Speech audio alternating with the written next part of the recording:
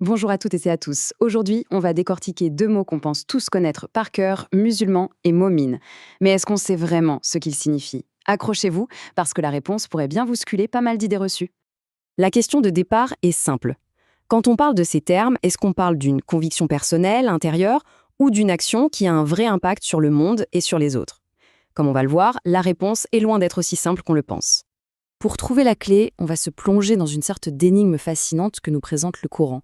Et tout le secret, en fait, réside dans la manière dont le texte va comparer des opposés.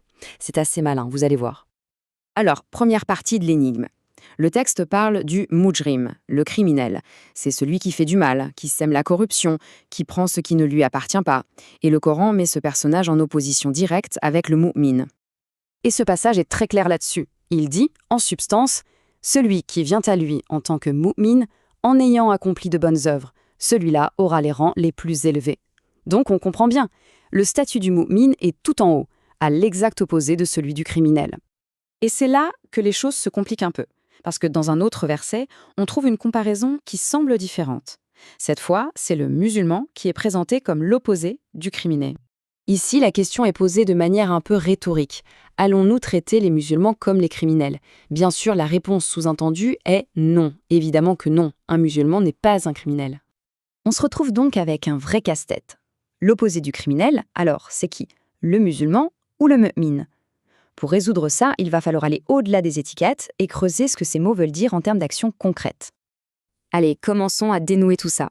On va d'abord s'intéresser au premier terme, musulman, et voir quelle est l'action qui se cache derrière. Et voilà le point absolument central. Être musulman, ça vient de la racine salam, la paix.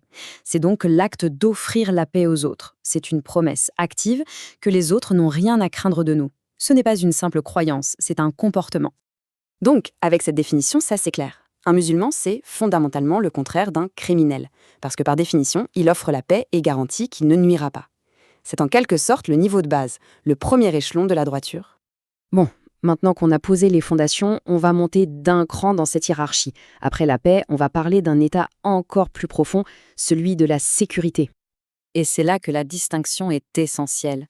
Le mu'min va beaucoup plus loin. Il ne se contente pas de ne pas faire de mal. Il agit activement pour que les autres se sentent en totale sécurité. Il chasse la peur. L'iman ici, ce n'est pas la foi au sens de la croyance, c'est l'acte même d'accorder la sécurité, le aman. Regardez bien la différence. D'un côté, le musulman est dans la retenue pour garantir la paix, c'est déjà énorme. De l'autre, le mu'min est dans l'action, il inspire une confiance si totale que la peur elle-même n'a plus sa place. On passe de la non-nuisance à la protection active. Ok, maintenant on a toutes les pièces du puzzle.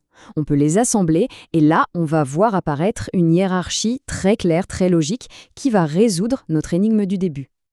La progression est limpide, n'est-ce pas? Tout en bas de l'échelle, on a le criminel qui génère du mal.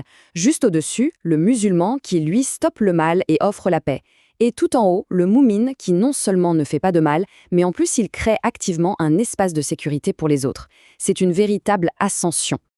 Et pour que tout ça soit vraiment gravé dans le marbre, on va utiliser une analogie très simple mais très parlante proposée par le docteur Khaled Al-Sayed Hassan. Imaginez que quelqu'un dise cette phrase toute simple. Attention, ne traitez pas le fer comme si c'était de l'argent.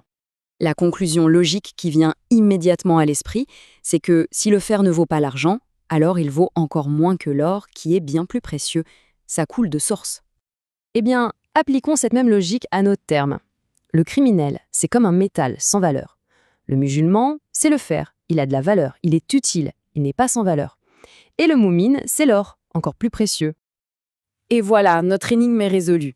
Quand le Coran dit que le musulman, notre niveau fer, n'est pas un criminel, il sous-entend de manière encore plus forte que le mu'min, notre niveau or, en est à des années-lumière. Ce n'était pas une contradiction, c'était juste deux niveaux différents sur la même échelle de valeur. Alors, qu'est-ce qu'on retient de tout ça?